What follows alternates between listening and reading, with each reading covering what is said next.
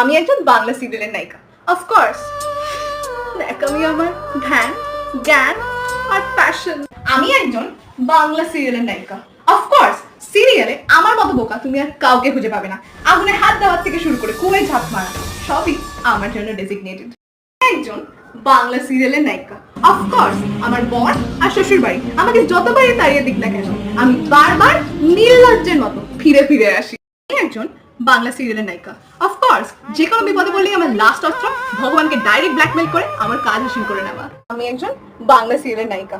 Of course আমি অকারণেই ধপাস ধপাস করে পড়ে যাই আর নায়ক আমাকে ক্যাচ কট করে ধরে নেয়। আমি একজন বাংলা সিরিয়ালের নায়িকা। অফকোর্স সিঁদুর এমনিতেই উড়ে এসে আমার সিঁথিতে পড়ে গেছিল। আমি একজন বাংলা সিরিয়ালের নায়িকা। অফকোর্স জুতো সেলাই থেকে না পড়াশোনা করে আইডিএস আমি সবটাই করতে পারি।